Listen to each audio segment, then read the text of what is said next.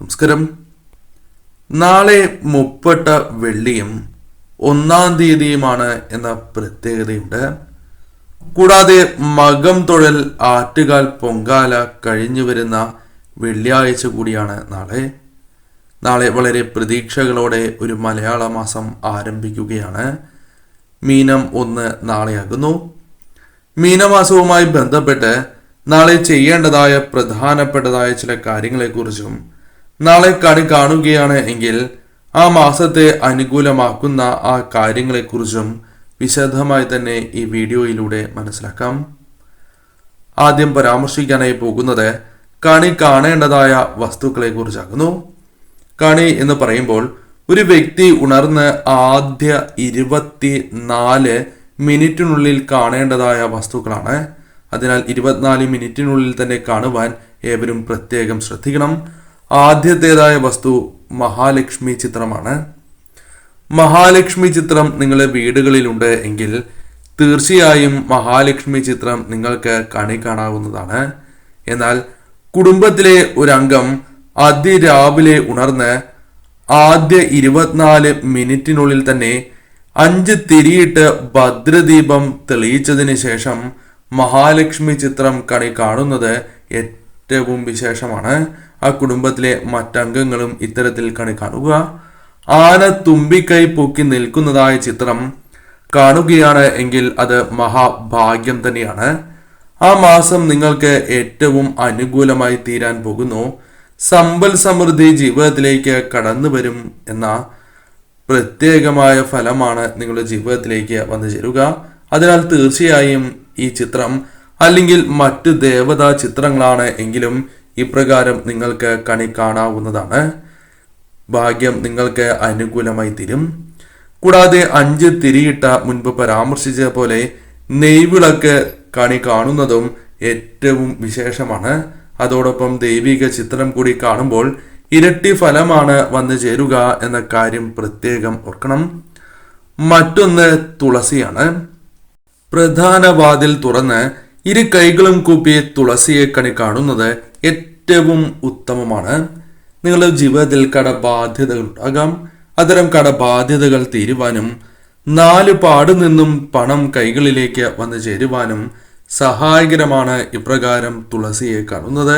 മഹാലക്ഷ്മി ദേവിയെ കാണുന്നതിന് തുല്യം തന്നെയാണ് തുളസി ദേവിയെ കാണുന്നതും. അതിനാൽ അത്രമേൽ ശുഭകരമായ ഫലങ്ങൾ ജീവിതത്തിലേക്ക് വന്നു ചേരും.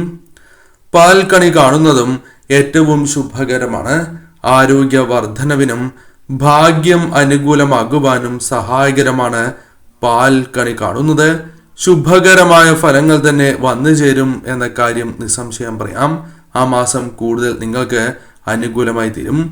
മഞ്ഞ അല്ലെങ്കിൽ പച്ച പട്ട് നാളെ കാണുന്നതും പ്രത്യേകിച്ചും വിളക്ക് തെളിയിച്ചതിന് ശേഷം കാണുകയാണ് എങ്കിൽ ഭാഗ്യമാണ് നിറയുക. മഹാലക്ഷ്മി ദേവിയുടെ അനുഗ്രഹം നാൾക്ക് നാൾ നിങ്ങളുടെ ജീവിതത്തിൽ വർദ്ധിക്കും.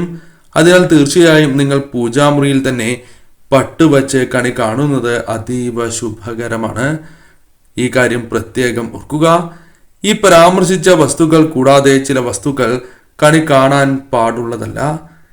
ഇപ്രകാരം കാണുന്നത്, അതായത് ഇനി പരാമർശിക്കാൻ പോകുന്ന വസ്തുക്കൾ കാണുന്നത് ആ മാസം നിങ്ങൾക്ക് പ്രതികൂലമായി തീരുന്നതിന് കാരണമായി തീരും. അതിനാൽ ഉണർന്ന് ആദ്യ 24 മിനിറ്റിനുള്ളിൽ ഇത്തരം കാര്യങ്ങൾ കാണാതിരിക്കുവാൻ നിങ്ങൾ ശ്രദ്ധിക്കണം. നിഴൽ, പ്രതിബിംബം, ഭയാനകമായ ചിത്രങ്ങൾ, മുള്ളുള്ള ചെടികൾ, എച്ചിൽ പാത്രങ്ങൾ, വേസ്റ്റ്, പൊട്ടിയ കണ്ണാടി ഇവ ഒരിക്കലും നിങ്ങൾ കാണുവാൻ പാടുള്ളതല്ല. ഇപ്രകാരം കാണുന്നത് നിങ്ങൾക്ക് വളരെ ദോഷകരമായ ഫലങ്ങൾ വന്നു ചേരും. ഉപയോഗശൂന്യമായ വസ്തുക്കൾ പോലും കാണുന്നത് ശുഭമല്ല എന്നാണ് പറയുക. അതിനാൽ തീർച്ചയായും ഇത്തരം കാര്യങ്ങൾ നാളെ പ്രധാനമായും ശ്രദ്ധിക്കണം. ചില കാര്യങ്ങൾ ചെയ്യാൻ പാടുള്ളതല്ല. ഈ കാര്യങ്ങൾ ചെയ്യുന്നത് നിങ്ങളുടെ ജീവിതത്തിൽ ചില ദൗർഭാഗ്യങ്ങൾ വേട്ടയാടുന്നതിനും വന്നു ചേരേണ്ടതായ സൗഭാഗ്യങ്ങൾ നഷ്ടപ്പെടുന്നതിനും കാരണമായി തീരും. അതിനാൽ ചെയ്യാൻ പാടില്ലാത്ത കാര്യങ്ങൾക്കും പ്രാധാന്യം നൽകണം. നാളെ ഒരിക്കലും കുളിക്കാതിരിക്കരുത് എന്ന കാര്യം പ്രത്യേകം ഓർക്കണം. വൈകി ഉണരുവാൻ പാടുള്ളതല്ല. ബ്രാഹ്മമുഹൂർത്തത്തിൽ ഉണരുന്നതാണ് ഏറ്റവും ശുഭം. എന്നാൽ സാധിക്കുന്നില്ല എങ്കിൽ സൂര്യോദയത്തിന് മുൻപായെങ്കിലും ഉണരുവാൻ ഏവരും പ്രത്യേകം ശ്രദ്ധിക്കണം. മുഷിഞ്ഞ വസ്ത്രം ഇന്നേ ദിവസം ധരിക്കുന്നത് ശുഭകരമല്ല. അത് മൂദേവി സാന്നിധ്യം ആ വീടുകളിൽ വർദ്ധിക്കുന്നതിനോ നെഗറ്റീവ് ഊർജം വർദ്ധിക്കുന്നതിനോ കാരണമായി തീരും. കാരണം മുഷിഞ്ഞ വസ്ത്രങ്ങൾ വീടുകളിൽ കൂട്ടിയിടാൻ പാടില്ല എന്നാണ് പറയുക. അതിനാൽ അത്തരം കാര്യങ്ങളിൽ ശ്രദ്ധ പുലർത്തണം. ദേഷ്യം പലപ്പോഴും പല കാരണങ്ങൾ കൊണ്ടും വന്നു ചേരാം. നാളെയും അത്തരം കാര്യങ്ങൾ സംഭവിക്കാം. എന്നാൽ അത് പാടില്ല എന്നാണ് പറയുക. ദേഷ്യം പൂർണ്ണമായും ഒഴിവാക്കണം. ഏത് കാര്യങ്ങൾ കൊണ്ടാണ് എങ്കിലും അത്തരം സന്ദർഭങ്ങൾ ഒഴിവാക്കുന്നതാണ് ശുഭം. മുതിർന്നവരുടെ മനസ്സ് ഒരു കാരണവശാലും വിഷമിപ്പിക്കുവാൻ പാടുള്ളതല്ല. അത് നിങ്ങൾക്ക് തന്നെ തിരിച്ചടികൾക്ക് കാരണമായി തീരും. പ്രധാനമായും ദൗർഭാഗ്യം വേട്ടയാടുന്നതിന് അത് കാരണമായി തീരും. കടം വാങ്ങാതിരിക്കുവാൻ പ്രത്യേകം ശ്രദ്ധിക്കണം. ഒരു ദിവസം കഴിഞ്ഞ് വാങ്ങുന്നതാണ് ശുഭം. ഇന്നേ ദിവസം വാങ്ങുന്നത് ആ മാസം മുഴുവൻ സാമ്പത്തിക പ്രയാസങ്ങൾക്ക് കാരണമായി തീരാം. കൈപ്പേറിയ വസ്തുക്കൾ വീടുകളിലേക്ക് ഇന്നേ ദിവസം കൊണ്ടുവരുന്നതും ശുഭകരമല്ല.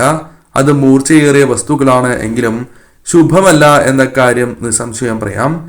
കേടായ വസ്തുക്കൾ വീടുകളിലേക്ക് കൊണ്ടുവരുവാൻ പാടുള്ളതല്ല. ആ കാര്യം പ്രധാനമായും ഓർക്കുക. എന്നാൽ മധുരം, ഫലങ്ങൾ, പച്ചക്കറികൾ, അരി എന്നിവ കൊണ്ടുവരുന്നത് ഉത്തമമാണ്. ഉപ്പാണ് എങ്കിലും കൊണ്ടുവരുന്നത് ഏറ്റവും ശുഭകരവും മഹാലക്ഷ്മി പ്രീതിക്ക് ഏറ്റവും അനുകൂലവുമാണ്. നാളെ ചില പുഷ്പങ്ങൾക്ക് വളരെയധികം പ്രാധാന്യമുണ്ട്. 2 നേരം നാളെ വീടുകളിൽ വിളക്ക് തെളിയിക്കുവാൻ ഏവരും പ്രത്യേകം ശ്രദ്ധിക്കണം. ഇപ്രകാരം വിളക്ക് തെളിയിക്കുമ്പോൾ ചില കാര്യങ്ങൾ കൂടി സമർപ്പിച്ച് പ്രാർത്ഥിക്കുന്നത് ആ വീടുകളിൽ ഐശ്വര്യം ഇരട്ടിക്കുന്നതിനും മഹാലക്ഷ്മി സാന്നിധ്യം വർദ്ധിക്കുന്നതിനും സഹായകരമായി തീരും. അതിൽ പ്രധാനമായും പരാമർശിക്കുന്നത് വെള്ള നിറത്തിലുള്ള ശംഖുപുഷ്പമാണ്. ലക്ഷ്മി പ്രീതിക്ക് ഏറ്റവും വിശേഷമാണ്. അതിനാൽ തീർച്ചയായും വിളക്ക് തെളിയിക്കുമ്പോൾ നിങ്ങൾ ഇപ്രകാരം വെള്ള ശംഖുപുഷ്പം സമർപ്പിച്ച് പ്രാർത്ഥിക്കുന്നത്, ദേവി മന്ത്രങ്ങൾ ജപിക്കുന്നത് ഏറ്റവും വിശേഷമാണ്. ഇനി സാധിക്കുന്നില്ല എങ്കിൽ റോസ് അല്ലെങ്കിൽ നീല ശംഖുപുഷ്പം, ചുവന്ന റോസ്, മുല്ല എന്നിവ നിങ്ങൾക്ക് സമർപ്പിച്ച് പ്രാർത്ഥിക്കാവുന്നതുമാണ്. ഇരട്ടി ഫലം ലഭിക്കും എന്ന് തന്നെ പരാമർശിക്കാം. കാരണം ജീവിതത്തിൽ അനുകൂലമായ ഫലങ്ങൾ ലഭിക്കും എന്ന് തന്നെ പരാമർശിക്കാം. അതിനാൽ തീർച്ചയായും ഈ പുഷ്പങ്ങൾ സമർപ്പിച്ച് തന്നെ നിങ്ങൾ പ്രാർത്ഥിക്കുക. കൂടാതെ നിങ്ങൾ മറ്റൊരു കാര്യം കൂടി ശ്രദ്ധിക്കണം. നാളെ മധുര പലഹാരങ്ങൾ, ഫലങ്ങൾ എന്നിവ സമർപ്പിച്ച് പ്രാർത്ഥിക്കുന്നതും ഇരട്ടി ഫലം വന്നു ചേരുവാൻ സഹായകരമാണ്. അതിനാൽ തീർച്ചയായും ഇപ്രകാരം നിങ്ങൾ സമർപ്പിച്ച് അത് രാവിലെയോ സന്ധ്യയ്ക്കോ ആണ് എങ്കിലും സമർപ്പിച്ച് പ്രാർത്ഥിക്കുക. പാൽപ്പായസമാണ് എങ്കിലും നിങ്ങൾക്ക് സമർപ്പിക്കാവുന്നതാണ്. അത് കുടുംബത്തിലെ അംഗങ്ങൾ ഏവരും സേവിക്കുന്നതും അയൽ വീടുകളിലേക്ക് നൽകുന്നതും ശുഭകരമാണ്. തീർച്ചയായും ഈ കാര്യത്തിന് പ്രാധാന്യം നൽകണം. ആരെങ്കിലും സഹായം അഭ്യർത്ഥിച്ച് നാളെ വരികയാണ് എങ്കിൽ അവർക്ക് അർഹമായ സഹായം ചെയ്യുവാൻ നിങ്ങൾ മറക്കാതിരിക്കുക.